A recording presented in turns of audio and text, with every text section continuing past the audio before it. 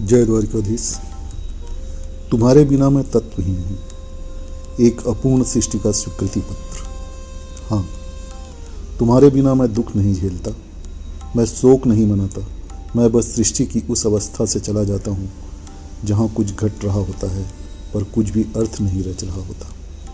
मेरे भीतर पृथ्वी तब भी रहती है पर वह केवल भार बनकर रह जाती है, स्थिरता नहीं देती, आश्रय नहीं बनती। मेरे भीतर जल तब भी बहता है पर वह केवल आदत बन जाता है, संवेदना नहीं, रस नहीं। अग्नि मेरे भीतर तब भी जलती है पर वह दिशा खो देती है।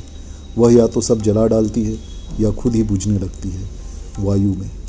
मेरे फेफड़ों में तब भी आती जाती वह प्राण वायु नहीं रहती, सिर्फ गति रह जाती है।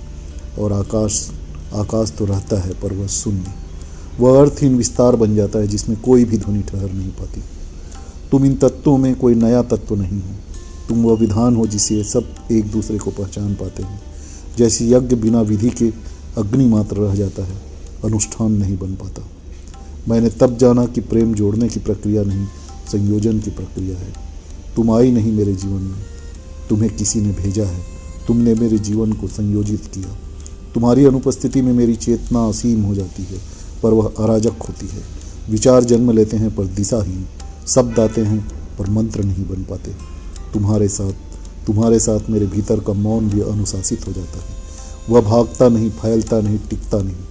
और उसी टिकाव में मैं पहली बार अपने होने का सबूत पाता हूँ, शाह पाता हूँ।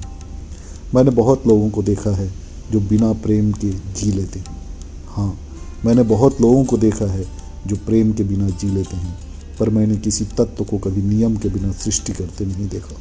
तुम मेरे लिए सुख नहीं हो, तुम मेरे लिए सुख नहीं हो, तुम संरचना हो, आनंद की उस सीमा हो। और संरचना के बिना सुख भी केवल क्षणिक विक्षोभ रह जाता है। यदि कभी तुम इस जीवन से अलग हो जाओ तो मैं यह नहीं कहूँगा कि मैं टूट गया।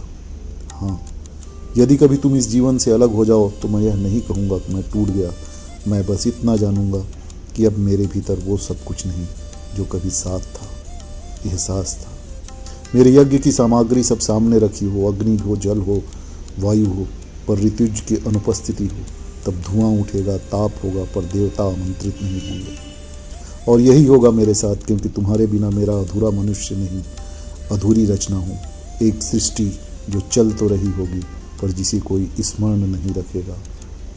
कभी नहीं, कभी नहीं, कभी नहीं।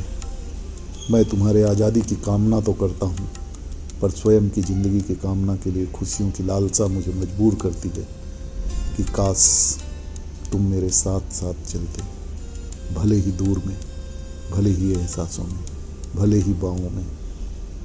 जय द्वारिकाधीश।